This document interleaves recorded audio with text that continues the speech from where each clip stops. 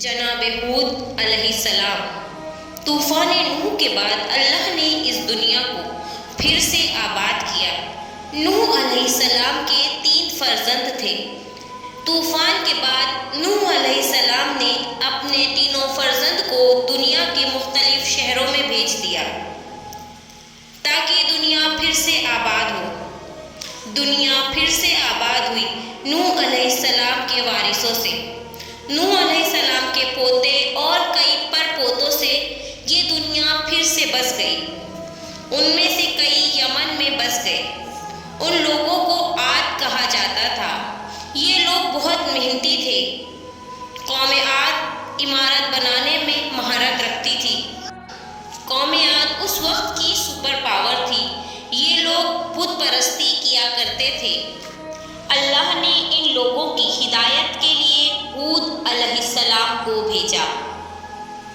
ہود علیہ السلام نے دیکھا کہ لوگ جمع ہیں۔ اس وقت ہود علیہ السلام ان کے پاس آئے اور کہا کہ خدا کی عبادت کرو جس نے تمہیں پیدا کیا ہے، اس کے سوا کوئی اور معبود نہیں۔ انہوں نے کہا کہ تم ہمارے نزدیک قابل احترام ہو۔ پھر ہود علیہ السلام نے کہا میں تمہاری طرف خدا کا بھیجا ہوا نمائندہ ہوں۔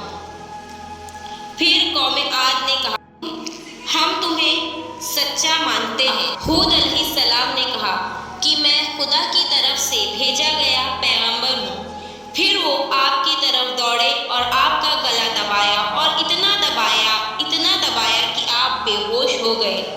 جناب ہود علیہ السلام نے خدا سے کہا کہ پروردگار جو میں نے کیا وہ تو نے دیکھا اور جو انہوں نے کیا وہ بھی تو نے دیکھا۔ خدا نے جبرائیل علیہ السلام کو بھیجا کہ تم ہدایت کرو، میں تمہارے ڈر ان کے دلوں میں ڈال دوں گا۔ پھر ہود علیہ السلام نے ہدایت شروع کی۔ لوگوں نے کہا پہلے تو ہم نے تمہیں چھوڑ دیا تھا لیکن اب نہیں چھوڑیں گے۔ ہود نے کہا تم خدا کی توبہ کرو۔ انہوں نے منع کر دیا۔ پھر ہود نے سمجھایا کہ تم مان جاؤ ورنہ قوم نوح کی طرح برباد ہو جاؤ گے۔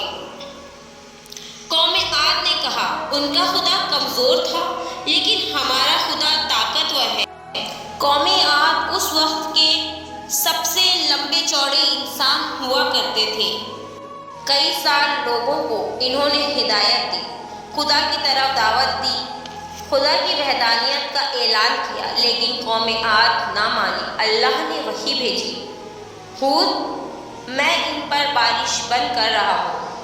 کئی مہینوں تک بارش نہ ہوئی۔ جناب ہود نے کہا یہ اللہ کا عذاب ہے کہ تم پر بارش بند کر دی گئی ہے۔ یہ آواز دور تک گئی جہاں چرند اور پرندوں نے یہ آواز سنی۔ وہ ہود علیہ السلام کے پاس آئے اور کہا کیا یہ عذاب ہمارے لیے بھی ہے؟ آپ نے کہا جو خدا کی نافرمانی کرے گا یہ عذاب اس کے لیے ہے۔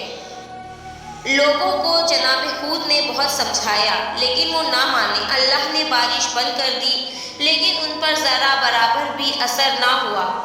خدا نے ان کی طرف کالے بادل کو بھیجا لیکن قوم عاد اسے بارش کا بادل سمجھ کر خوش ہو گئی اور بت پرستی کرنے لگی۔